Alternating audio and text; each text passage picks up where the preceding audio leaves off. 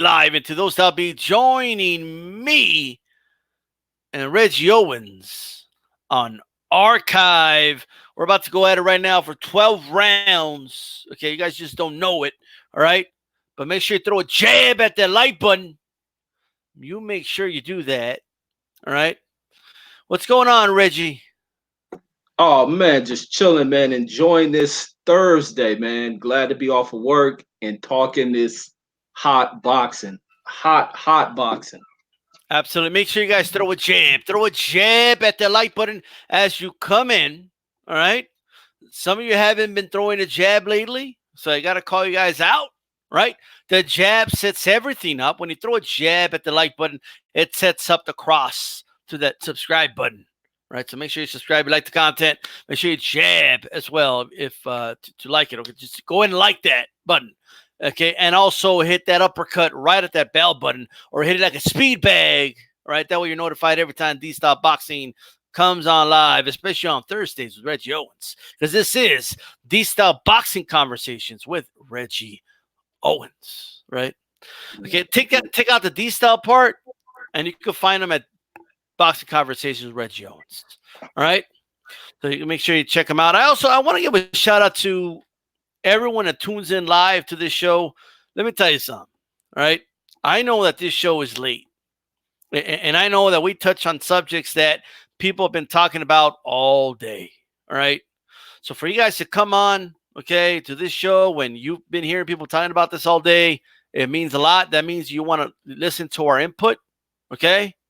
So we definitely do appreciate that. I know there could be fatigue out of the same stories, but you still want to know what I got to say and what Reggie has to say.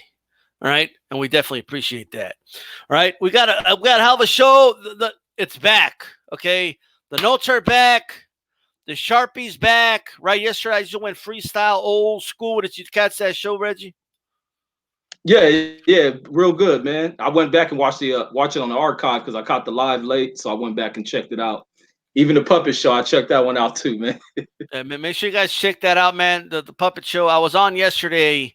Okay, so make sure you guys check that out, man. Like for sure. I'm over here messing everything up. Look at this. Okay.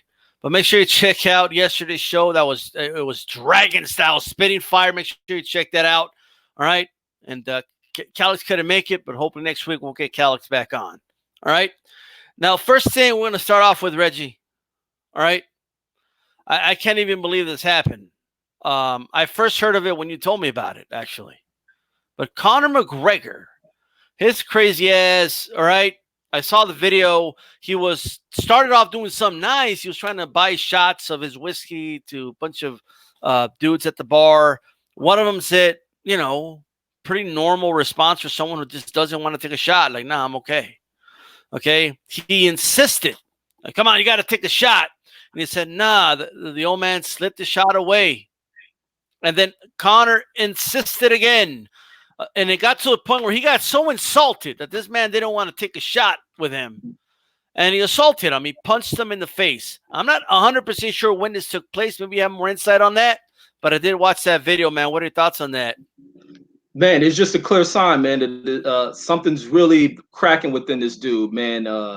For one, from the photo, alcoholism is an issue with this dude. I don't want to use the CTs as an excuse. I think the issue with this dude is he feels that he's above the law, because anytime he does what the average citizen does as far as his behavior and some of the violent acts are assaulting type of acts, they go unpunished. They'll garner some media attention and this and that, and it all falls into boosting up the profile of this dude, because that clown Dana White will find a way to use it to his advantage of creating this bad boy image for this guy, and creating it to where he's become such a huge megastar off of the antics he uses outside the rings. But it's something that should have been punished. Anybody else within the UFC would have been suspended for just the first act that this guy's committed. This guy's probably committed over 5 different acts. He acts a fool at these press conferences. Dana White goes without punishing the dude. He can show up to a press conference under the influence of this product that he has. Then he going into this gym. Even matter of fact, before that, which was some of the disgusting behaviors of the UFC, and also this dude was in the build of the Khabib fights, where he's sitting at this damn stage.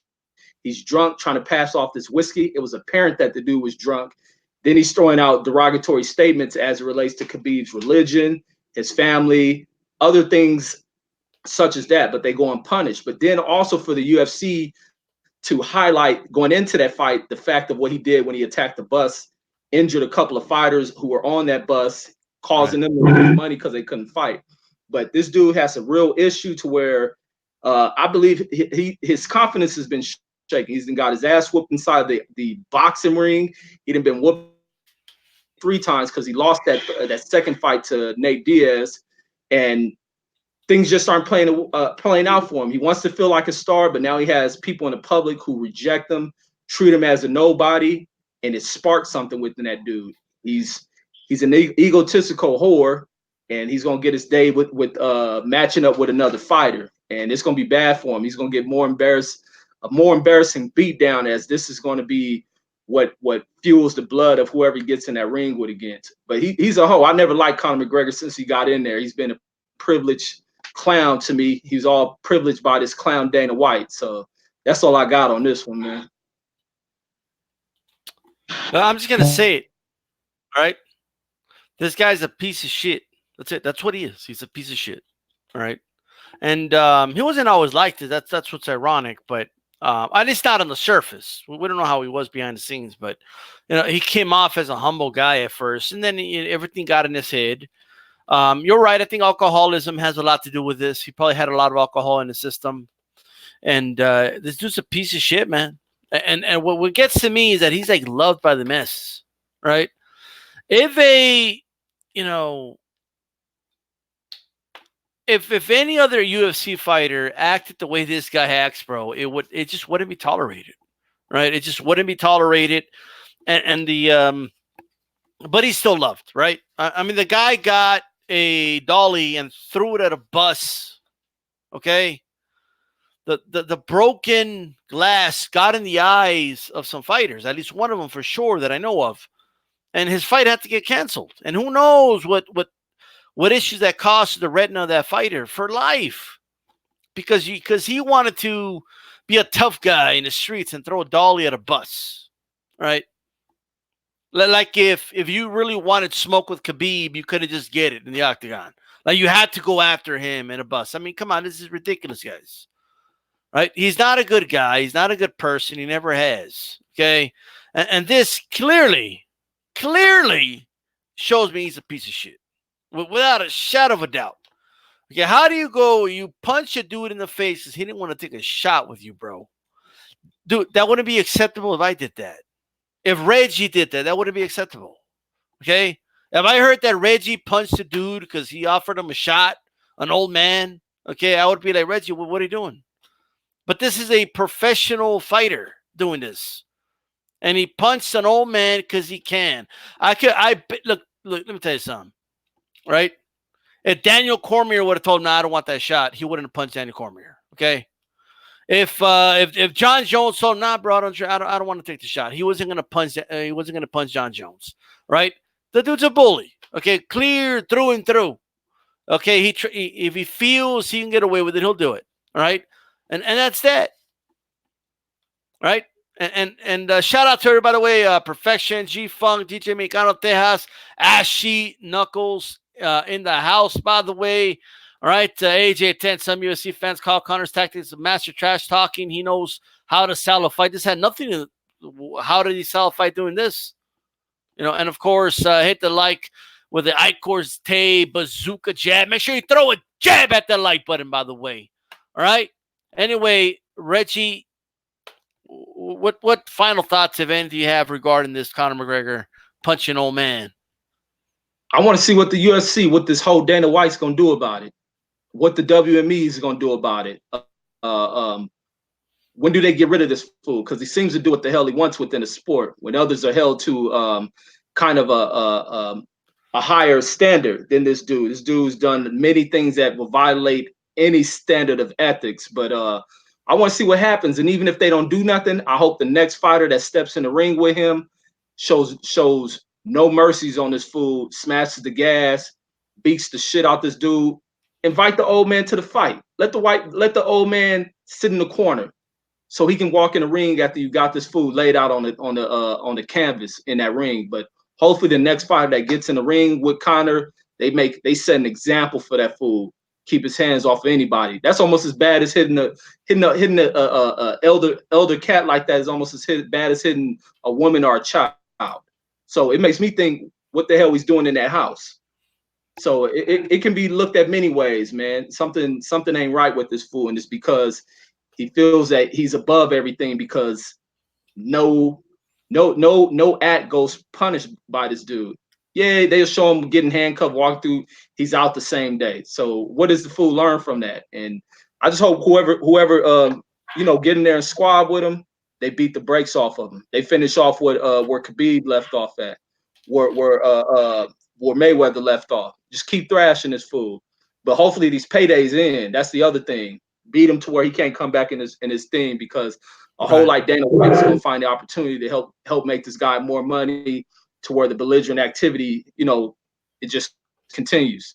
But hopefully he gets the dog shit beat out of him. Yeah. This cannot be tolerated, man. This is that he needs to be made an example of, and the commission needs to step in. I mean, the boxing commission is running UFC, by the way, for those of you that don't know. Okay. So those that you don't know, every time you open your mouth, how boxing's corrupt, and you use the same fucking judges, bro. Okay. Use the same commissions, all that. It's the same shit. The boxing commissions run your sport, right? And then they got to do something about this guy. All right, they got to step up and do something. That's my opinion, right? And this is the problem, by the way, the conflict of interest when a promoter also controls the belt and it's its own sanctioning body. This is one of the problems, all right? If you ever want to look at a downside. Eddie Alam, great comment, by the way. I used to be a big fan of Conor McGregor. His antics turned me off a couple years ago when he held the lightweight belt hostage. That's when I started getting annoyed with him. They're calling him the best featherweight of all time. Who never defended his belt to featherweight? Okay, like, well, did he defend the lightweight belt? He lost it, right? Yeah, he lost it. He ain't defend nothing. He's never defended a belt ever. Okay, in a sport where guys always get knocked out in the first round, you can't call him the best of all time because he knocked the dude out in the first round. Sierra beat George St. Pierre in the first round. So, all right, so what? All right. We don't know what the old man said to him. He could have told him he fucked his mom or something. It doesn't matter what he said. That shit, yeah, exactly. Let me say something of that, man. That's not a good excuse, bro. Alex, ain't no room for. Look. Yeah, Alex, y'all make excuses for whole shit for certain people. That's some whole shit. That's like somebody walking up to your grandfather. Are you gonna question the dude, grandpa? What you say to the man? Oh, ain't no excuse for that shit. That's on some real shit. Because Conor want to be a thug. There's real rules to what you do and you don't do. You don't hit women. You don't hit children. You don't hit old men. You walk away from that shit. That old man can't say too much in that damn video. Like, come on, man. Bro. Matter of fact, he in the old man space. So what the old man had to say to him? Conor's in the old man space. So get out of here with that, man. It doesn't matter, bro. It doesn't matter what the old man said to him. You know what I mean? It doesn't matter what the old man said, guys. Come on. Okay? It doesn't matter. Okay? I'm looking at some comments here, and I want to do the. By the way, make sure you guys throw a jab at the like. Let's get a 15 likes ASAP. Okay? Make sure you throw a jab at the like button. We got double the amount of people on here that we got likes. It takes 2 seconds to hit that like button. Check it out. Okay? Well, it doesn't matter what the old man said. You don't get to just hit the old man. You just remind me of the guys that, well, we don't know what the woman told him. Maybe the woman said he was a bitch and he punched her to prove that he's not a bitch. Like that's not a reason to hit a woman, right? And that's not a reason to hit a woman. It doesn't matter why you hit the old man, okay? Or it doesn't matter what the old man said. It just doesn't. Okay, not only are you younger, okay, and in your prime, you're a professional MMA fighter. You don't hit an old dude because he doesn't want to take a shot with you, okay? And he could have called Conor all types of names. You don't get to punch the guy in the face, All right. That's all I got to say about that. LA Times comes out, made an article. All right. Zealots of Israel, I believe that's Brian. You're wrong, bro. It's not dead, bro. Okay. But anyway, you still might do, but it's not dead. Right. But check it out. All right. We're at 12 likes. Let's keep pumping them up right now. LA Times, Dillian Hernandez are out here talking about the sport being dead, Reggie. Because Canelo hasn't fought yet, apparently. Because Canelo's playing politics. Apparently, whatever Canelo does dictates what happens to the sport. What are your thoughts? Man, I think this dude delusional. He don't know what the hell he's talking about. And then even the example he tried to go off of why the sport is dead was because he went to the Earl Spence, Sean Porter press conference, and he stated people wasn't there. The event was for the media to be there. They telecasted through the fighters there. The fighters were there, yeah. An official press conference done the correct way, and that whole press conference was for the media to be there to cover it, and it was broadcasted through their YouTube channel. It was just to officially announce the fight. So this is where this dude is lost at. And also with the Canelo thing, him speaking on how Canelo hasn't this and that, not taking the Triple G. It seems like there was some agenda behind this article that he wrote. But he also leaves out the fact that the zone has become an ineffective tool for increasing the profile of other fighters.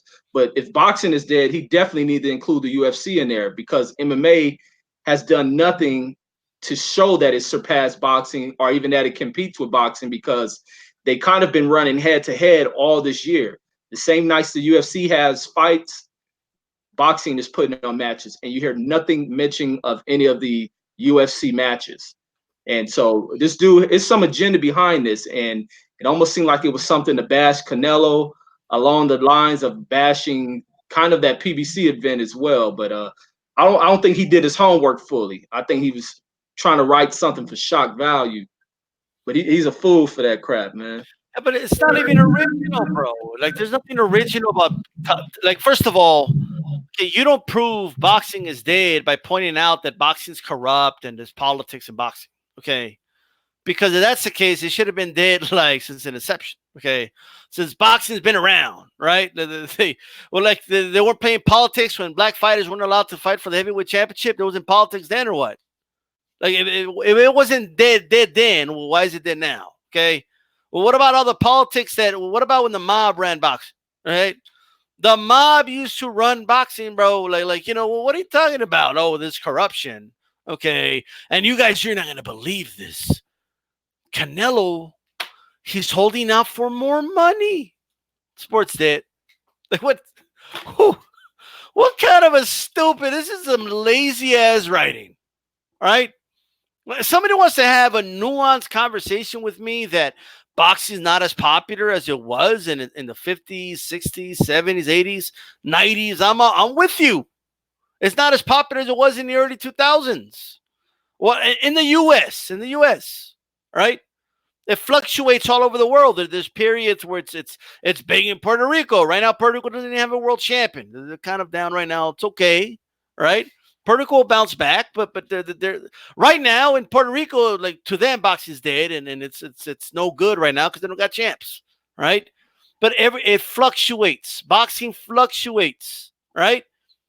It just does. It's gonna take the Philippines, I don't know how long, for them to have another Manny Pacquiao, because he was a great fighter, right? It's gonna take, Germany was hot when the Klitschko's were defending their titles there for I don't know how long, and they had Felix Sturm. He was a superstar, and I don't know the boxing scene in Germany right now. I mean, they got Schwartz, I guess.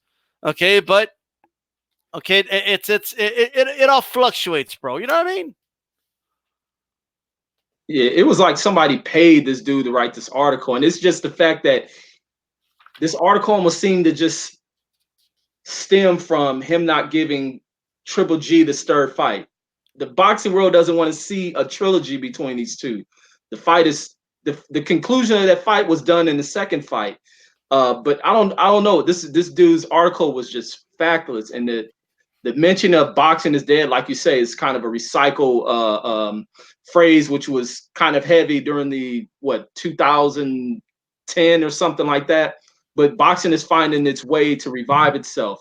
The politics, the political stuff he spoke of was BS because it reigns true in all sports. There's politics and corruption and baseball, football, wherever the hell you want to put it. But he seems to have this focus centered in on boxing, and there's something, you know, deeper that lies within what he was riding and trying to hit at. But he can't stop this sport, man. This sport gonna always thrive, even when it's on its downside. But right now, it's moving up. It's doing very well for itself. It's one of the very few sports that can call itself a true worldwide sport. You know what I mean? There's very few sports that can really say that. You know what I mean? Like there just is, and that's actually one of the reasons it's hard to control boxing. Okay, one of the reasons it's hard to create one sanction about it is it's a fucking worldwide sport, right? Like and not all countries have to follow suit. Okay, like you could have a contract that says whatever you want, but like if Andy Ruiz, for example, goes fights in Mexico, Eddie Hearn can't do shit about it, right? But that's another story. All right. And, you know, boxing historian said it does fluctuate, but these modern day boxers are disgraceful. While the politics are bad right now, there's always been politics, but I do agree that we're having a hard time getting a lot of these fights to happen. You know what I mean? And it is frustrating. That I will agree with. All right. What's going on? To the Carrot King in the house. Chris M in the house as well. All right. I do want to give a shout out to Chris M, man. Left some great great comments, okay, on my about Morales on my last night's video, okay, and I appreciate that. I know you guys are in the chat, and I appreciate that. Don't never forget to leave comments. I don't care what it says, okay? Agree, disagree. Everything's welcome in the comment section as well. The comments, not the chat. Okay, it does help give more visibility to the videos and stuff like that. So make sure you don't forget to do that. And that's why jabbing the like button is extremely important. Okay, I cannot pronounce that, Chris M. You want to give it a shot, Reggie? Man, Darus Michaels, I don't know, Michael Sawa. All right, I don't know. That's Reggie's the 10. Let me try it. Darahush Makashur. Okay, who did better? Like who I think I messed it up bad. Okay, I don't know who messed it up worse. Okay, the sport lives on. Every 5 years, there's a fight to save boxing. Mayweather De La Hoya was the fight to save boxing, by the way. Okay, that was the last. They were saying that was going to be the Sports Illustrated came out. That's the last big fight boxing will ever have. And they were actually, the mainstream media was reporting, sports media, that it's better for the sport for De La Hoya to win than Floyd. Well, that tells you everything you need to know. They obviously don't know what the fuck they're talking about, because Mayweather ended up becoming the biggest draw in the history, bro, in the pay-per-view history. Okay, Minute Heritage Farm. We used to box in the Marine in our hand-to-hand combat. Thank you for getting me into watching boxing. I can't believe I missed this all my life. Oh, wow. Well, that's great. Check it out, Reggie. Takam. Quick thoughts on Takam, okay, and Usyk. On that fight? Yeah, because they announced it. They announced the fight. And look, I swear to God, they got a poster and everything. Look, I swear. They got a poster. It's out there. Okay, look at this. Now, you're not going to believe this, but Eddie Hearn actually came out recently and said, hey, hold your horses. The paperwork's not signed yet. What are you guys talking about? The fight might not happen, he said. What is his reason behind saying that? I don't think there is any reason, but it's interesting given the fact that there's another fight that isn't signed yet that he swears is official. Right, man. The delusion of this cat, man. This dude, Eddie, man. Eddie, something is wrong with Eddie, man. I'm telling you, I think there's some money issues with Eddie Hearn, man. Somewhere down the line, some financial. He's almost doing what the WBSS is doing to cats. And I think what really goes down with what the DAZN deal was a financial loan. And Eddie Hearn has mismanaged that money, and he can't afford things. That's why he can pull off things to where a fighter who who pops up dirty where a fight should have been canceled. He couldn't cancel that fight as the money behind it. He needed to try to pull a return. He's not pulling any returns on his money. I think he has deadline dates to which he has to pay back on whatever these loans, like capital investments or whatever. He has to pay back to the zone, which is probably no more than a bank. The zone is really, I think the zone is setting up these promoters who are coming over there, where they're loaning out these big sums of money and expecting a return on that money at some point within whatever the contract. Eddie's screwing some money up, man, to where he's mismanaging the way a promoter's supposed to go about promoting the sport. He's doing some real unorthodox shit, some unconventional stuff that I don't think he's trying to be revolutionary about things. Things are starting to fall apart. He's taking on too much. He done screwed up money, and there's pressure on him. And you can kind of see it, man. He's changing physically. You can see there's some mental drain on him. But it's just like you could see it. You could see he's deteriorating, right? Like, I feel like the guy's deteriorating. That's what I think. Look at him, bro. Look at him behind him. Look at his banner, bro. Right. Okay, like the guy swears like they're gonna be there next time. They're gonna be there, guys. I swear they're gonna be there. All right. I am Eddie Hearn. I will bring these guys to the fight. They're here, I promise. I made the promise they're here. Okay? Well, first, Andy. Andy. Come here, Andy. Hey, Eddie. How you doing, Eddie? Joshua? I am Anthony Joshua. I will avenge my loss. I will fight him in Tijuana if necessary. But I don't have to fight him in Tijuana, right, Eddie? No, we're not going to fight in Tijuana. That's not going to happen. Okay? All right? Dude's going to have a puppet show. Okay?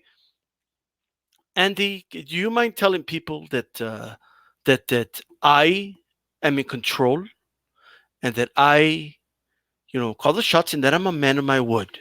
Do you mind telling people that? Yes, Eddie, you're a man of it. He's a man of his word. I swear to God, guys. He's a man of his word. Okay, Eddie's a man of his word. I'm going to bow down to Eddie. I will bow down to Eddie Hearn. Okay, and I apologize to all my fans. I just didn't know what I was talking about. What the belts mean, man. Anyway, I'm going to fight AJ in Saudi Arabia in the cold and in the heat. Out in the blistering heat of the desert. My name is Andy Ruiz. Eddie Hearn is the best promoter in the history of boxing. I swear to God, he's the best. Eddie is the best. He is the best. Okay, I took my $9 million and I said, "Thank you, sir. Can I have another?" Okay, and he said, "No, you cannot have another. That is enough." Thank you, Eddie. That's very, very well said there, Andy. Good boy, good boy. Okay. Speaking of good boys, Josué, do you mind, telling everybody how excited you are to avenge your loss? Yes, Eddie, I am here. My name is AJ. Eddie, I wanted to fight in England, okay, but I got it in Saudi. It's my second home. Okay, there you go. As promised, as a man of my word, I'm not a lawyer. They said I was a liar. I'm not a liar. I'm a man of my word. I am Eddie Hearn. Reggie, do you have any questions for Anthony or for Joshua for Andy Ruiz? Yes, Joshua. How is this fight going to turn out? Look, I will fight him in everywhere. I will fight this man right here. I would fight him in Tijuana if necessary. Okay, I will knock him out in Tijuana. I will run Tijuana. Okay, I will knock him out in Azteca if necessary. I will win. And Lennox, you're a clown, Lennox. You're a clown. How was it when you got knocked out, Lennox? Rockman knocked you out, Lennox. Well, he took it kind of personal there. But any questions for Andy Ruiz or a follow-up for AJ? Ruiz, how are you going to finish off this guy? What are you going to do? And where is this fight going to be held? Well, look, man, first of all, I got to have my Snickers, man, okay? You know, and my problem is that the sticker is gonna, you know, it's gonna melt, man. It's gonna melt in the heat of Saudi Arabia. How am I gonna have my sticker, bro? Okay, so I'm requesting some, you know, good conditioning services so my stickers doesn't, maybe I'll make like some hot cocoa with it or something. I don't know. I still don't know, man, because I gotta figure that one out. I gotta figure out the sticker part, but and maybe that's why they want to have this fight in Saudi Arabia, you know. But all I got to do is just let my hands go. You know, we all know how AJ is. Okay, if he thinks he's the king of Tijuana, then why did he challenge me? Okay, why did he and Eddie fight me in Tijuana then? Okay, why did he challenge me to a fight? Let me ask you this, Reggie. Let me ask the chat this right now. Why did he challenge me in Tijuana when he knew his bitch ass promoter? Okay, I already had to fight in Saudi Arabia. Answer me that. They're going to cheat you. Well, that's what I see. All right, but here I am. Okay, Eddie's the best. All right, Eddie showed me the money, and I bowed down. I signed the contract, so I did what I had to do. Okay, I signed a contract with this pen. You see that? I signed it. It's a done deal. That's that. Can I say one more thing about Lennox? Lennox is a clown. Lennox, I am of a different cloth to Lennox. Hey, man, stop talking shit about Lennox, bro. Okay? I put on Twitter, you're going to beat your ass, okay? I'm not allowed to say beat your ass. Yeah, I think I am. Right? Anyway, Mom, after I knock this guy out again, I promise you'll never have to struggle again, okay, Mom? Love you, Mom. I can't bring you to Saudi Arabia because they're going to make you cover up and shit, okay? Look at sexist motherfuckers. I'm out. All right, that concludes the press conference. These guys are gone. Okay, that's it. Enough of the press conference. All right, that's that. What do you think, bro? Can you have a sticker in Saudi Arabia? Like, is that possible? Oh man, I don't know. Oh man, you got me dying with that shit. Okay, so talk to me, bro. Andy Ruiz.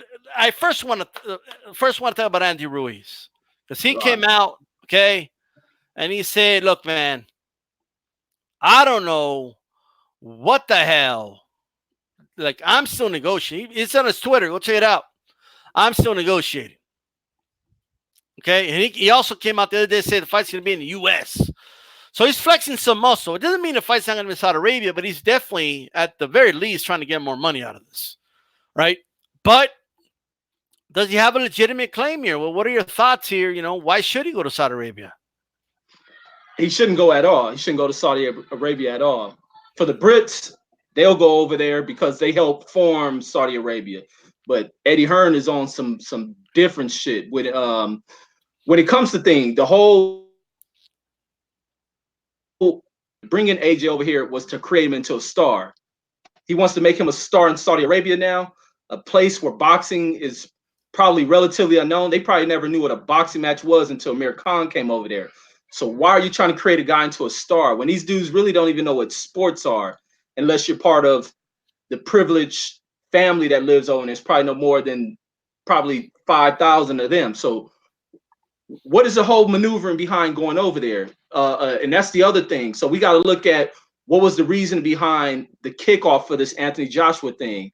It was all about the American pursuit. But now that this dude's been whooped on, here we start going into the talks of neutral grounds or bringing it back home. Why do we need to find neutral grounds when no robbery was pulled off in America? Your guy was beat fair and square. And even when it comes down to when we want to talk about fair and square or neutral, we need to make it neutral to where Eddie Hearn ain't selecting judges or whatnot going into this fight. Not sure. I think the promoter does get to select the judges or whatnot, but being that these judges look like there was a little bit of grease in the palms for the selection of judges. But what's the reason behind this Saudi Arabian thing? No fighter, or no, I'm not gonna say fighter. None of these legendary promoters who have been stuck around this game of boxing for over 30 years have ever thought to take a fight over to Saudi Arabia. not Eddie Hearn's father, not what's the other guy over there kicking him, Frank Warren. None of them have ever thought to take a fight up over there. Not even David Hayes would take a fight up over there. There's no use for it.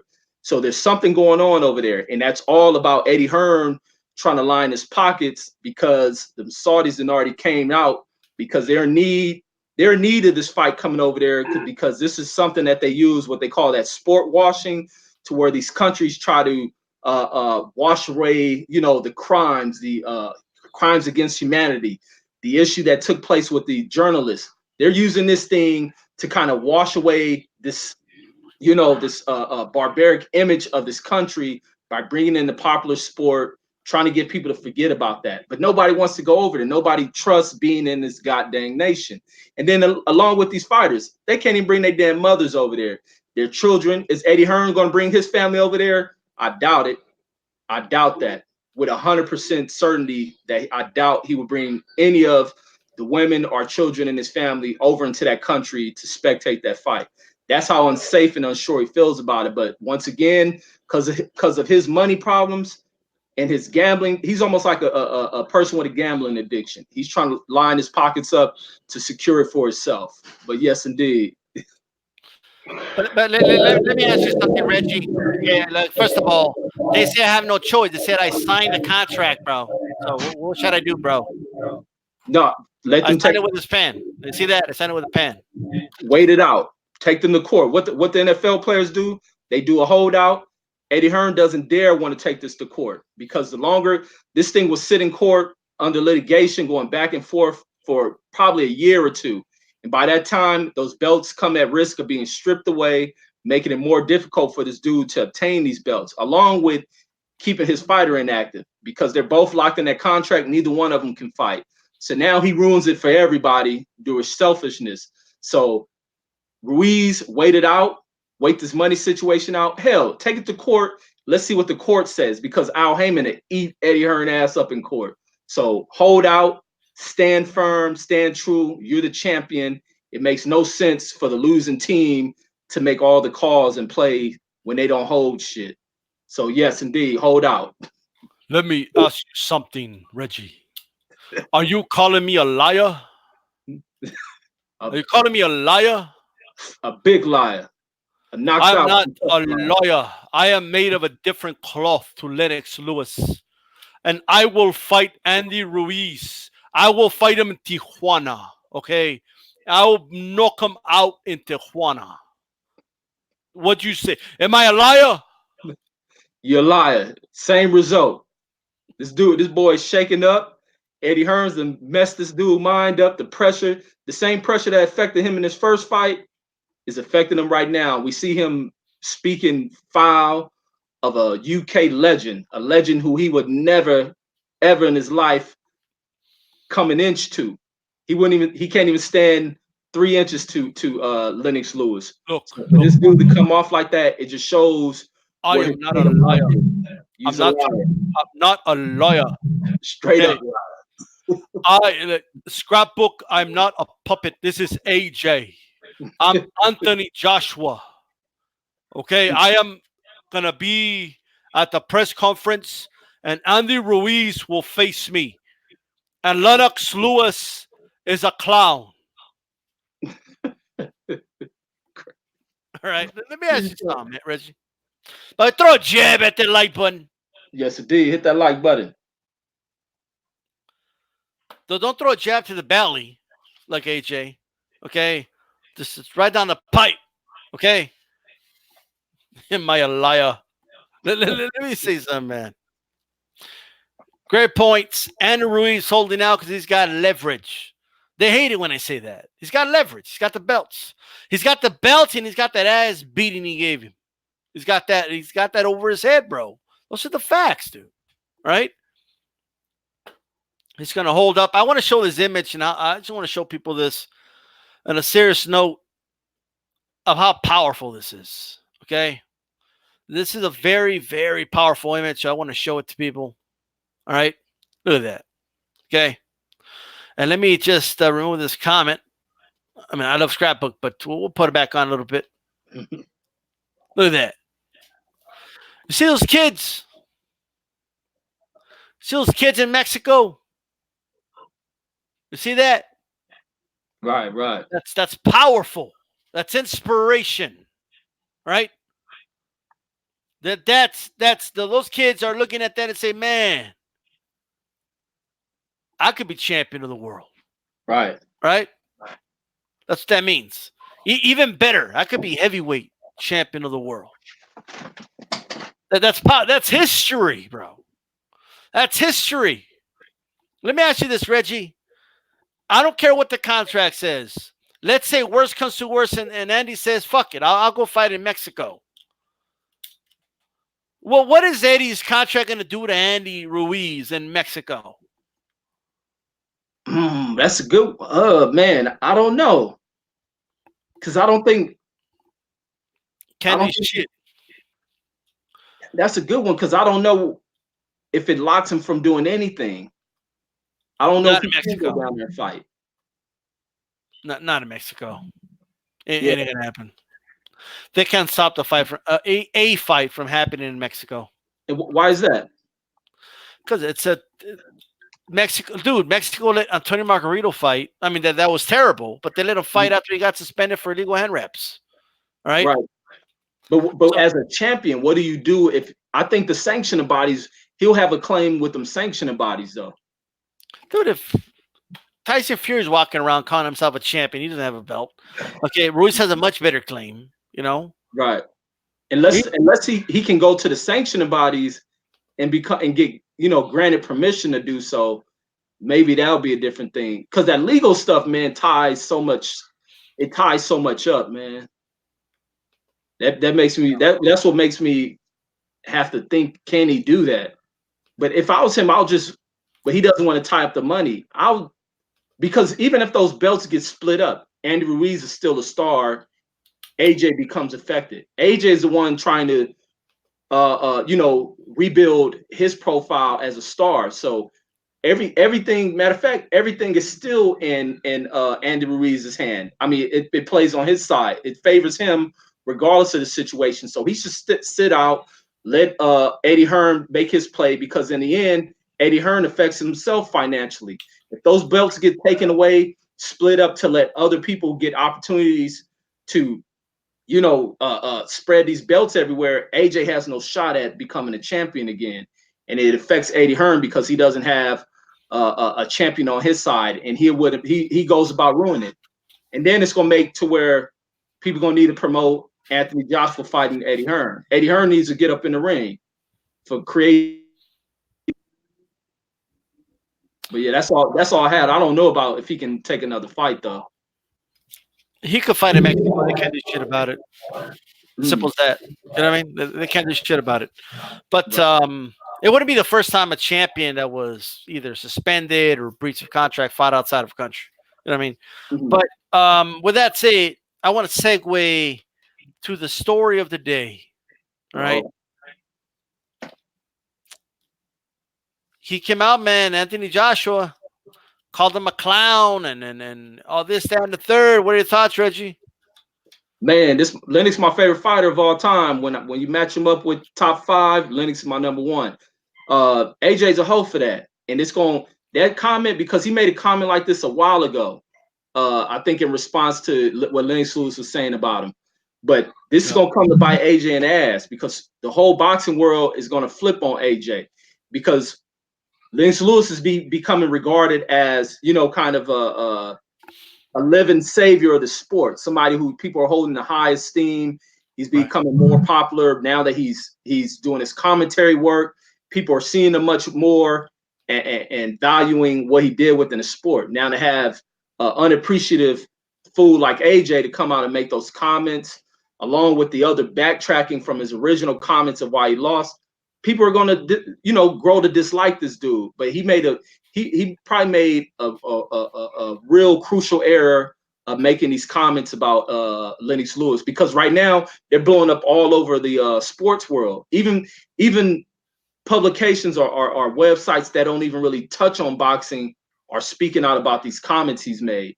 And AJ may have set himself backwards on this one, and it's going to add more pressure on him, because this is going to constantly come up when he goes through this through the press conferences and pressers, he's gonna be questioned about this, and it's gonna add to him. He can't handle this shit. He's putting the pressure on himself. I think he made a huge mistake. I wouldn't be surprised if he apologized soon. Anthony Joshua by Boxing Scene. Lennox Lewis is a clown. I don't respect him. Lewis said, wow, he is right. We are cut from a different cloth. Ironically, right? Undisputed wasn't something I worried about. It was something I went after until it was accomplished. And he did accomplish that, by the way. He also said, disappointed in AJ's words but I understand that this jealousy narrative was only fabricated after I criticized them for the Wilder negotiations. All of a sudden, I'm a hater. Ask who benefits from such simple-minded narrative. Not AJ, not me, right? And then you retweeted that. You want to read that, Reggie? Yeah, he says, I think this speaks for itself. Casimir is a jealous hater for AJ's career is nonsense. It all started with the rightful, yes indeed, criticism for not doing enough to make the Wilder fight happen. I won't be pitted against AJ, as he shouldn't. And this says hashtag the Hearn agenda. Woo! Hit him. That's what I'm talking about. Let's check out the other tweet. Let me see. I don't blame AJ. Oh, he says, I don't blame AJ as much as I blame the people around him that stoked the fire. I have remained at an arm's distance from AJ to respect that he wants to make his own way. I'm sure he also gets sick of the constant comparisons to me over his entire career. Yes, indeed. Wait, let me see that again. I don't blame AJ as much as I blame the people. Yeah, definitely. Absolutely, man. And then here's the first AJ, not the next Lennox Lewis. Like I said, I won't fall into that trap and be pitted against him. He has a watershed moment in his career coming up, and all this only serves as a distraction by the media. Notice how they only led with his comments about me. AJ has my number if he ever wants to clarify what is being said in the media or show me when I'm wrong about something. My doors remain open to him, but just know that disrespect is not the answer to his frustrations. Got to go catch a flight now. Bless. I'm just interested. I want to look at some of these comments, bro. Okay? Right. Kind of show you guys. I just want to show you guys something here. Okay? Look, disappointed. I'm going to click on that. I'm not going to go over 500 something comments, by the way, but we're going to go over some of them here. All right? Well, that's not me. I don't know why that's. Hold on. Give me a second. I'm new to this Twitter thing. I got to click on it, right? There you go. Oh, look at that. EJ Boxing Live sharing his thing. What's up to EJ, by the way? The chat. Look at that. Magic Man. That's Tony Tarver. Champ, this new generation is so soft they can't even accept constructive criticism because they're so wrapped up in their fragile feelings. That's why these fighters, quote unquote, mindset prevents them from reaching their full potential.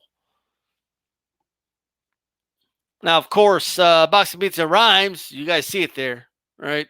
So you expect Joshua not to apply. I think he meant reply once after you criticized every step of his career. We're just gonna skip that. All right. There's other comments. Look, please leave AJ alone. We, the British fan, never done during your own time was to support you, nothing else. Do the same to your countrymen. Encourage him. That's what you should be doing. Thanks.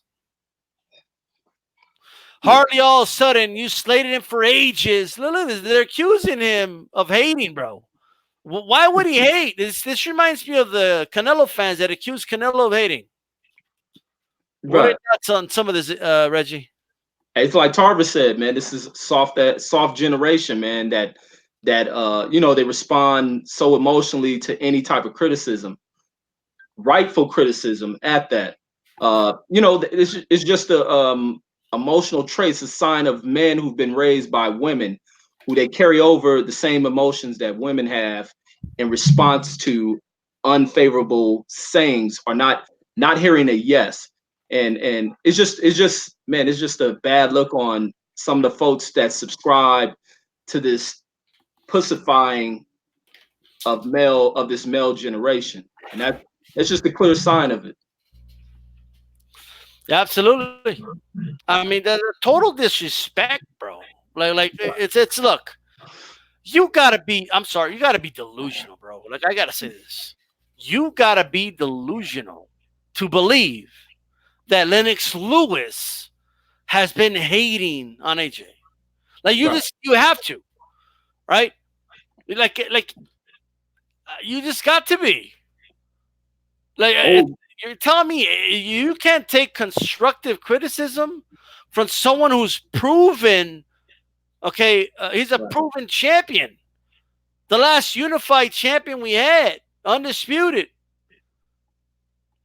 And because Mhm, he had a couple of things he had to say, come on, bro. All right. mhm. And You guys are the ones not showing respect. Go ahead, Reggie. I'm about to say, you know who else you can throw into being that emotionally, pussified generation and acting emotionally to responses?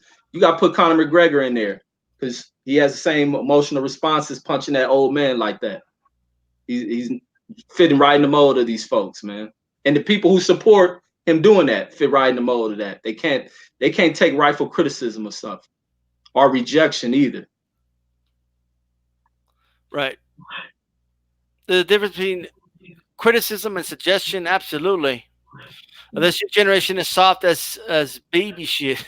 Real Right. talk. Champions should fight everyone in their path and willing to travel. Why are you hating, bro? Why are you hating? Like, goddamn, bro. And then the audacity to say you're cut from a different cloth. Right. And you Well, quitting. He cut from different cloth and he quitting. Like, come on, man. The delusion of this I stuff. didn't see. I did not see Andre Ward's tweet. Let's see it right now. How about we see it right now? I've not seen it, but we can see it right now. Look, check it out. Okay, this thing hurries up, but I don't want to tweet, bro. What the hell? First of all, let's look at Andy Ruiz's really quick before we move on. Um, there he goes. He's posting different things here, but congrats, lawyers and the contract lawyers in the comments. 3, 2, 1. Look at that. Okay, Ooh. he's mocking you guys, talking about the contract. He's mocking you guys openly. Okay, and he says to my fans and supporters, I'm looking forward to Joshua Ruiz too. Ruiz Joshua too. I'm sorry. It should say Ruiz versus Joshua.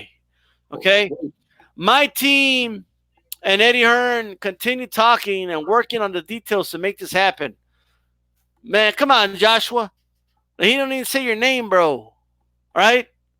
Look at that. You see the flags there? He's not including the Saudi flag. All right. You guys see it? Look at that. No Saudi flag. See that? Exactly. But let's go look at Andre Ward's tweet here. Well, what did he tweet? Have you seen it, Reggie? Nah, because I don't even use Twitter. That's why I'm up here all locked in seeing how it works. All right, here we go. Can you read that? Yeah, it says Lennox Lewis has always been gracious to me. He has always been a phone call away and has helped me with boxing and business in more ways than people would ever know. Ask Deontay Wilder as well. That's just a little add-in. He is one. He is one who has paved the way. He will always have my respect, and I stand on this respect. And as always, you must respect the legends when Yeah. they're not being fouled. And Lennox ain't fouled. Yeah, he ain't saying nothing crazy, bro. Like what? These dudes are delusional, thinking Lennox Lewis is hating on. Why? Because he doesn't kiss his ass, right? Come on. And the whole cut from a different cloth. Like was he thinking when he said that, or he just trying to take on some Maybe look. street In mention? fairness, he could have been just misquoted. You know what I mean? Man, I don't know how you misquote that one. Well, hey, but let me tell you something. You see this cloth? I am cut of a different cloth. He is a clown. He is a clown. Are you calling me a liar? Are you calling me a liar? Reggie, are you calling me a liar? Calling you a liar, clown. I will hurt this man. I will defeat Andy Ruiz in Tijuana. I will fight him in Tijuana. Tijuana, Mexico. He doesn't want to fight me in Tijuana. He's scared. You calling me a liar? Right. Oh, hey, and also, man, I gotta dig in on what he said, man, because what he speaks on Lennox being a clown and how he gives back, how AJ said he wanted to give back to the young up and coming fighters. But what he fails to realize is what Lennox did in the sport, how true of an ambassador he is to the sport, giving back to it, and what he does currently for the youth. For he runs that camp that's carried on to where those kids spend a whole week of different activities, learning boxing, mentorship over there. What the hell does AJ does? AJ can't even give an interview to his fans. He doesn't speak with his fans. He doesn't do anything. He's a prima donna who ought to be on some Calvin Klein shit because he ain't a boxer. He don't represent shit for the sport of boxing. He came in to run a play on all these fools to sit there and buffoon for him. He ain't cut from no cloth. He cuts from tissue, if anything. And I don't even know what kind of cloth tissue is. Ass cotton into something. I don't know. Eddie, I got the pen, Eddie. Give me my money, Eddie. I got a green pen, too. Eddie, I want that money, Eddie. Okay, we're coming to America, baby. All right, you want to do it, Tijuana? Let's do it, baby. Eddie, tell me. I want Eddie to call me and say, show you the money. Show me the money. I want Eddie to say that. Okay? Tell me you love Mexican people, Eddie. Tell me that. Give me more money, and then I'm out of here, guys. But I'll check it out. All right? In all seriousness, okay. Paul said something. He's trying to be a mentor. Look. I remember how upset Lennox was, all right, when he saw his fellow countrymen lose. He wasn't happy when he lost to Ruiz, all right? So when he came out and said, man, I think it's time to change trainers, and he cited his own examples. He said, for me to get better, I had to move on until I got to Emmanuel Stewart, right? Oh, you're hating. Like, why is that hating? If anything, this dude can be a mentor to you. All right? Let me tell you something. If Munguia comes out and he's like, oh, Eric Morales, and he was telling me that my jab sucks. And he's hating. Well, is he hating or is he just trying to show you how to throw a proper jab? The Munguia needs a proper jab. All right? That's just an example. You know, honestly, it has a lot of similarities to when Marquez was giving constructive criticism to Canelo, and the Canelo fans came out and, oh, you're hating on your fellow Mexican. You're just jealous because you're not as good looking as Canelo, some people said. Grown-ass men, the Ton Marquez, okay, who's already married and has got kids, you're just jealous that you're not as good looking as Canelo. All right? The fuck out of here. All right? Kidding me? Afro Rican in the house with a $4.99 super chat. Okay, that's much appreciated to DStyleBoxing Fun. Right? And Pacquiao is the GOAT. Man, this dude doesn't give up. But hey, we have free speech here. It's all good. You know what I mean? Don't start 916. Unbelievable. $2. And he says, salute to the D. Stand for just curious. Oh, you don't know what D style stands for? You know what it stands for? That's what it stands for. Dragon style. Because I spit fire, baby. That's why. Okay? Well, when I started YouTube, I was Dragon style. Then I shortened it up to DStyleBoxing. All right? How about that? A lot of people learned that today. All right? Brian, he remembers Dragon style. Pacquiao got the new dog. Well, what do you do with the other one? I don't hear it. I don't hear. Do you know anything about that? I don't follow him that close. No, hell no. I'm cool with Pacquiao, but I don't follow him that close. Yeah, I used to be Dragon style. There you go. All right. Thank you very much for that super chat. By the way, I remember the Triple G fans telling me I was jealous of his smile. Of his smile? What? I believe it. DStyle's a goat. I love dragons. Yeah. I'm a Targaryen. Well, probably. I don't know, man. I'm a Targaryen minus the incest. I'm not Jon Snow. That's why my hair is black, probably. You know? So you could probably say that. All right? Okay, I got you. All right. Nopal, fire. Batman Tweed. Pacquiao is not the GOAT. Get the F out of here. I'll say it, and I'll say it again. For every dollar, I'll say it again. Pacquiao is not the GOAT. Get the F out of here. Right? I remember this shit back in the day, DStyle. Yeah. And then Dragon Style sounds like a sexist. Get the hell out of here. Okay? We're trying to say, no pal. Right? Check it out. All right? This has been a terrible week, bro. Right? This week, man, I can't get over how bad. A terrible week. It's been a terrible week. Hold on. There we go. It's been a terrible week, guys. I have to get the Sharpie, right? And a couple of things. We covered most of his career, man, but I want to talk about, the down. It's with every story, there's the highs and lows, and we're going to talk about the lows. At the end of Morales' career, we're going to breeze through this really quick. I want to talk briefly about the second fight. Yesterday, I forgot who it was. Yeah, I'm Juan Snow. There you go. That's right. I like that.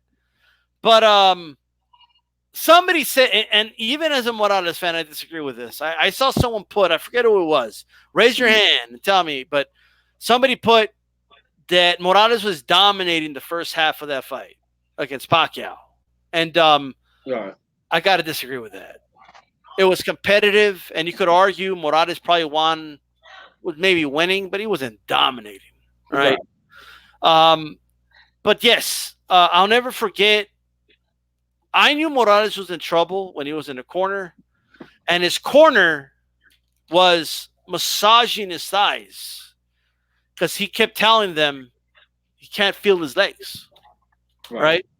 Like, I knew he was in trouble. I was like, oh, this sucks. The translator wasn't translating right. I don't remember if he said, if he didn't feel them, or he felt cramps, or if he felt pain. I'm not exactly sure which one of those. Maybe somebody else remembers, but I just remember them massaging his thighs, man. Okay. It was Chiffon. Okay. Now, he wasn't dominating. Okay. Like, to me, dominating is like another level, but it did look similar to the first fight, although I felt Pacquiao was doing better this time. And then, yeah, man, it was time for Morales to move up in weight class at that point. All right. Right. The third fight, we don't even have to talk about some of the other losses, but that third fight with Pacquiao, Morales just didn't look good at all. I remember Pacquiao knocked him down, and he just sat there and he just shook his head like he was a defeated man. And that was I remember because I wanted to counter, but I didn't get time. Okay. But at the end of the day, man, he didn't look so good. I always thought he should have retired after that first Pacquiao win, or his only Pacquiao win. He should have called it a day. But he didn't. He decided to keep going. What do you remember about the end of Morales' prime, pretty much, when he got defeated and thrashed by Pacquiao in the last two fights? Man, the Pacquiao thing, man, it took a lot from him. And I just think from, like, I hear fighters, when I do talk to some like the old fighters, is there certain fights that take a lot out of you. And I believe that first Pacquiao fight, just based on Pacquiao's style, that high volume, nonstop pace is a lot when it's not your particular style of fighting. Pacquiao takes you out of your game and he forces you to fight a certain way. So for him to be able to try to, maintain and compete with Pacquiao, who was on some high octane type level, it took a lot from that dude. And I think that's just where we start to think that first Pacquiao fight was the last that you've seen of a peak Morales. But those other two fights, just based on what Pacquiao was doing before he started to fade out, it took something from you. And for you to do it 3 times, it speaks volume. and then to go on and fight younger generations of fighters kind of showed where your generation was to where there was this gap coming forward. But yeah, man, it was just unfortunate, but it was a lot, man, to fight the Energizer Bunny and Manny Pacquiao, who goes down as a legend, man. And not only that, man, Pacquiao had that high volume, and at that weight class was a big puncher. You know what I mean? Right. So that's the added, feature to that. And I knew the third fight. I even hate talking about that third fight. It shouldn't happen. You know what I mean? But it's what are you gonna do? Chris Sam says the ropes kept Morales from being knocked down in the first round. Yeah, I remember that. And if I remember correctly, I remember he held on. You could probably technically say it should have been a knockdown. And then I remember he just Morales did to himself. He went like this, come on, like I saw him do this, kind of trying to will himself, because I feel like he didn't feel like himself. Like a fighter doesn't do that unless something's not right, And I remember him doing that, and I was like, this isn't good. Like I knew at that point, and I'm like, he's not gonna knock out Pacquiao, and I don't think he's gonna be able to do this for 12 rounds. And I remember him landing some right hands, maybe round 3 or 4, and there was no steam behind those shots, none. He was landing them flush, and they was just it's hard to describe, but there was no snap behind them. There was no pop, they were just no more. He was pushing them through, and he was finding the angle and landing it, but there was no power behind it. And I was like, he's in trouble. Right. So maybe that's why, to me, I think I remember that fight maybe differently, because I was paying attention to how he was falling apart, even while it was competitive, So it was very interesting, but very good comment by Chris M. Line up Pacquiao's resume, man. We're not talking about Pacquiao right now, bro. No, it's crazy. Have respect for Morales, bro. This is Morales week, right? Right. But Morales hurt and we're talking about how Pacquiao beat his ass. We were talking about Mayweather, right? Come on, 916. And he lost that fight. Come on. Okay, but Morales hurt Pacquiao in the first round. And back Pacquiao but that was the first round. You know what I mean? Yeah, talk to me about rounds 2 and on.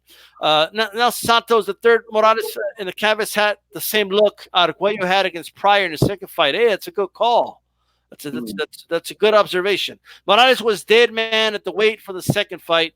Yeah, he was. But you know what though? Morales had some. I think it was the junkyard dog man against Ayala. He didn't look so good in the weigh-in either. So him not looking so good in the weigh-in wasn't 100% new. He was pretty big in that third Barrera fight.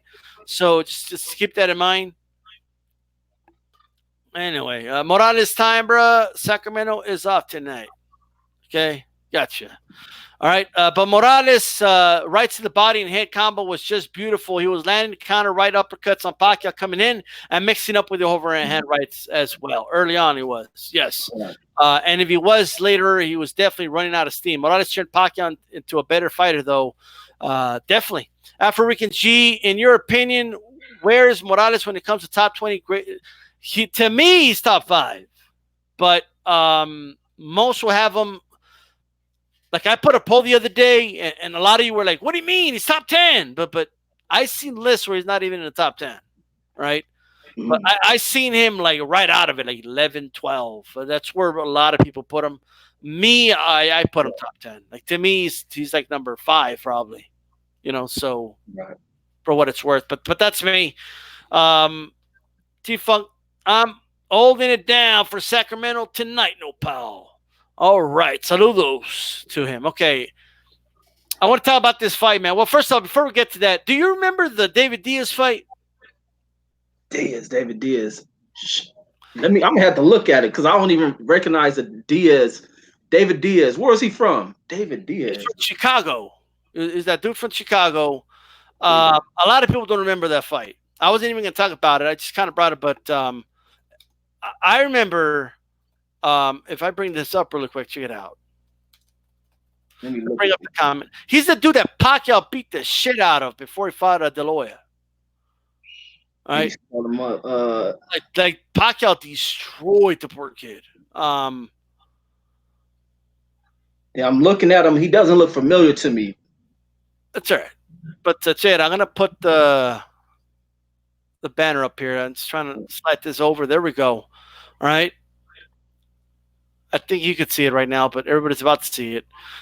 This was War for Four, and this was being promoted by Top Rank as, the first Mexican to win 4 division titles, right? So Right. Morales was moving up to 135 pounds, which was the right move.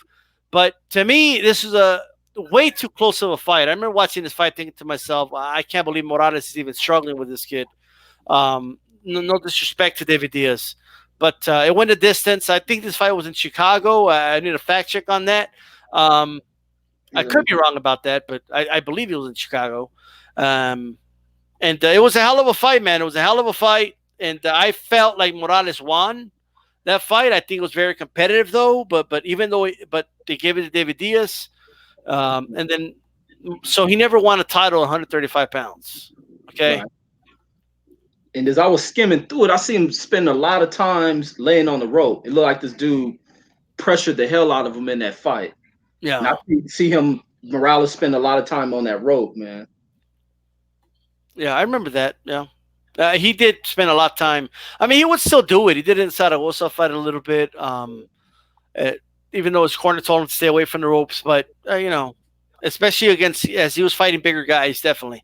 David is the worst of the Diaz champs, 135. Juan Diaz, Julio Diaz, David. That's interesting. All right. Salute to Reggie Owens for holding it down alongside Sir Dragon Style. Absolutely. All right. I thought Morales beat Diaz. Okay. I thought he did too. All right. I thought he did too. And then after that, he fought, David Diaz got destroyed by Pacquiao destroyed this kid. All right. And then, of course, there was the Maidana fight, man. And I'm not going to look. I felt he won that fight, man. Like I felt he won. I thought it was close.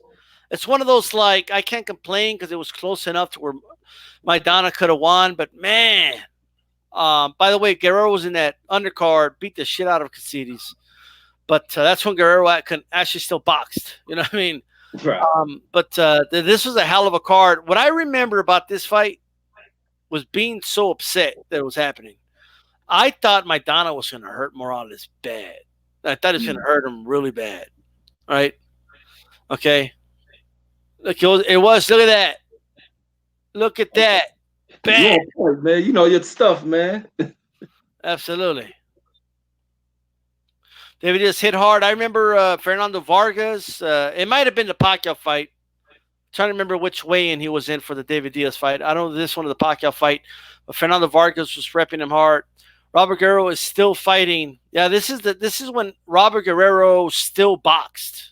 Okay, and look at that. Kirkland was in the undercard. It's crazy, right? But this was a hell of a fight, man. But I thought he won. I thought Morales won, and that was a hell of a fight, though. A fight of the year candidate that year. That's a hell. If you haven't seen that fight, Rez, you got to watch that fight. It's a hell of a fight. Yeah, tell me a little bit about it. Okay, well, Maidana was pressuring him hard. Okay, he was overwhelming him at first, but I'm trying to remember the round because I haven't seen this fight in maybe like a year. But there was a round where he was countering Maidana, like feinting him. And Maidana, like this was before Garcia, by the way, right? So he wasn't really utilizing the jab that well. And Morales caught onto that. He would like feint him, and he would fall for the feints, and he was just countering him. He's getting him with hooks, and then he would duck low, and then bam, uppercuts. He made there was like 2-3 rounds where he made Maidana look stupid in that ring. Okay. But then Maidana will come back, land some big, and then, like you said, in the David Diaz fight, in this fight, he was against the ropes a lot. Maidana had some crazy angles, so he was catching, Morales against the ropes, so it was definitely a close fight, and but in the end, they gave it to Maidana. But I wanted to ask you about the Danny Swift Garcia fight. You remember the first fight? Oh yes, indeed, man. And like I'll say, when he was giving some of these young cats work, man, and past his prime, it just shows from what a hard-nosed era that this guy came from, that he can give a young up-and-coming star the type of difficulty that he gave to him. And also, the highlight of that fight is the way that he went about mimicking Danny Garcia in that bout. But I don't know, just a testament. I thought he should have been retired from the sport. I didn't think he should be going into a fight against a guy of Danny Garcia's age, but he gave Danny Garcia a hell of a fight. But it's just that old past era of fighter, man. They just come from a tougher school of this game. In his prime, he probably would have worked the dog shit out of Danny Garcia. Yeah, definitely. Angel Garcia went in on Morales' pop in the buildup. I don't remember that. I remember him going hard on Khan. I remember that. I do remember him count, and I wanted to get to that. And I thought it was a mistake, but anyway, he started figuring out the timing of Garcia, And by the way, for those that don't know, Morales won the 140-pound title, WBC strap, against Pablo Cano, who's still active right now. Okay. Later on had fights with a close fight with Mosley, lost that one. But anyway, I remember he beat the hell out of Cano. And he became a champion. And I swore, I was like, okay, you're going to retire, right? That's it. Okay, you got to win. Get out of here. Leave. No, I'm going to fight that. Danny Garcia had just finished knocking out Amir Khan, in the third, fourth round. Okay. And I was just like, man, Garcia's going to knock him out. I felt it's going to knock him out early. I didn't know how Morales was going to take that punching power. But he started figuring him out, man. And there was a round in there where Garcia was hooking. He's like a mid-range hooker, right? He was throwing like this. And Morales was moving. He was making a miss. And then he started mocking him. He started going like this to him, and then bam, landing jabs, and he's like this, and then bam, bam, bam, landing on him, and then mocking the way he threw punches. And it worked for a little bit, but he should have let it be. And then a little later, he got caught with a hook, and he got knocked down. Right? But and he lost momentum because he was starting to take over the fight, and that made him lose momentum completely. And Danny Garcia won a very close decision. Very close decision. And I'll never forget that fight because I was doing Rope-A-Dope Radio at the time. I was doing a post-fight kind of like a online radio show. And we had actually, it wasn't Rope-A-Dope. It was on Hailstorm Sports. I apologize. But anyway, we had the mother and the sister. And I don't remember the sister or the girlfriend or wife, but we had the mom for sure. Okay. On the show right after that fight, right? And for some unexplained reason, they were talking shit about Amir Khan, bro. I don't know why. The mom was calling him Kahan, right? Because I asked, hey, who do you think did better against your son? Khan or Morales? And he's like, oh, Morales for sure. Kahan didn't do shit. Kahan can box. Kahan don't got a chin. She went in on Morales, right? She went in, right? I'll never forget that, but that was interesting. The second fight, Morales got busted with a diuretic because he was definitely trying to still make that weight, all right? And they still went on with that fight, but he got knocked out in the rematch. Although he had some moments early, but. And then after that, I think that was it for Morales, man. Nothing constant. I mean, that's it. All right, that's the way to win. But that was his run. He had some, good fights with some old, as an old lion against some young guns, and a much higher weight class in his natural weight, and that's that. I don't know, and don't bring your drama here, guys. I'm just going to tell you that right now, okay? I have no idea. I am, okay? So, I think you know what I'm talking about, Reggie. I don't know, and I have... Yeah, that's... Dude, I was at work all day. I don't know what else going on, okay? So, I don't know if that's true. I don't know, okay? But with that said, Reggie... Man, this was a great show. Look at that. Right, like we talked about it, right? Off the air, a minute and 20, an hour, I'm sorry, 20-minute show. Look at that. Right on point. Right on point, man. This has been a terrible week. And by the way, I hope a lot of you learned a lot about Morales this week, because that's what it's all about. Okay. Shout out to Chris M, bro, that has this unbelievable memory, by the way. Okay. Dude remembers the fights better than me sometimes. All right. And like yesterday, I didn't say who I thought won round 11 of the third fight. It's like, DStyle, you said Morales, Barrera won the round. I heard you say it. Like, you remember that? Chill. Right? I said it on Barrera week 2. Right? But yesterday I called it I said it could have gone either way, and you couldn't argue it for that's what I said. But this is Morales week. All right? With that said, Reggie, you learned anything about Morales this week? Man, I'm learning a lot, man. You send me back to the laboratory to go review more of his fights, but I definitely got to check out this Maidana fight because I don't recall if I ever even seen it. So I'm gonna definitely have to check that out.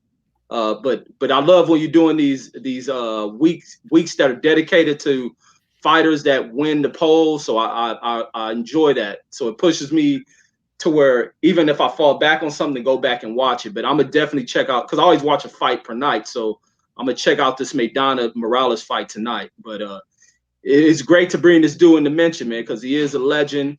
He put in that work, put on classic bouts, and even moving past his prime to fight within this current generation of stars. So yeah, spectacular dude, man. But by the way, me and Reggie have been talking boxing. I mean, we're talking. Look at this. All right. Let me get the full before we end this, so we get the proper view here. All right, there we go. Okay, me and Reggie over here talking. This is the whole show, by the way. Okay, look at this. Right? Lay it out. Down here and ask me a question about some shit I don't know about, and trying to start drama over here. Okay. Right. So some of you dudes, bro, I swear to God. Okay. So I don't know, man. Like, how about you ask a question about what we're talking about or boxing related? Well, why don't you do that? Right. But with that said, this is DStyleBoxing. Yes. Okay, fine, bro. You think Pacquiao's the greatest. Fine. Okay. I disagree. Do you agree, Reggie? No, I don't agree. Hell no. but we respect everybody. As long as you're not here starting drama and all this shit, everybody's opinion is respected. Okay? All right. And really quick, Maidana Morales, the biggest shiner. Yeah, he did. Oh, yeah, he did. The dude was like, you got to watch that shiner, bro, is real. Oh, right? He swelled him up? Oh, man. Oh, yeah. Okay, there we go. All right. Shout out to the Boxing Historian 206, by the way. Salute El Terrible. Thank you. About time. Show that respect. All right. Salute. This is DStyleBoxing. And what do we say, Reggie? Keep it boxing. That's right. Peace.